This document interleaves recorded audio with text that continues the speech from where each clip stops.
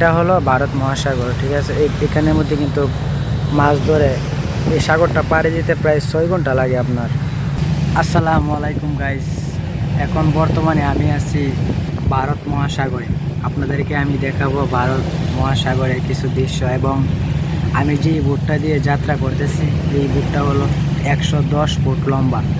তো আপনাদেরকে আজকে দেখাবো ওই বোটটার মধ্যে তারা রানিং অবস্থায়, এটা কিন্তু মূলত ধাতুরের বোট। এই বোটটা দিয়ে তারা সামান এক জায়গা থেকে আরেক জায়গাতে নেয়।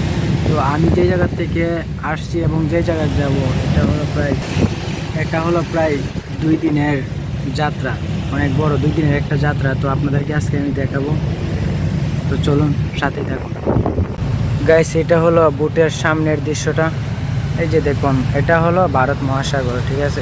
এখানের মধ্যে কিন্তু মাছ ধরে এই সাগরটা পাড়ি দিতে প্রায় 6 ঘন্টা লাগে আপনার। ধীরে ধীরে স্লোভাবে চলতেছে। এই যে দেখেন, আমি একটু জুম করে দেখাই আপনাদেরকে যে বড়শিগুলো দিয়ে মাছ ধরে।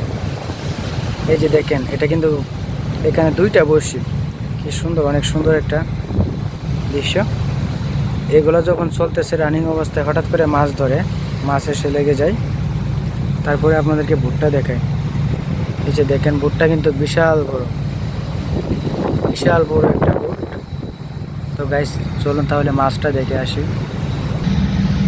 এটা হলো মূলত মাছ। এই মাছটা আপনার অনেক বড় একটা মাছটা আপনার 20 কেজি হবে। মাছটা 20 কেজির চেয়ে কম হবে না। এই যে দেখেন, এই মাছটা লাগছে ওই বড়শিটার মধ্যে। এই যে দেখেন বড়শিটা কি সুন্দর করে, এই যে বড়শিটা, অনেক সুন্দর একটা দৃশ্য।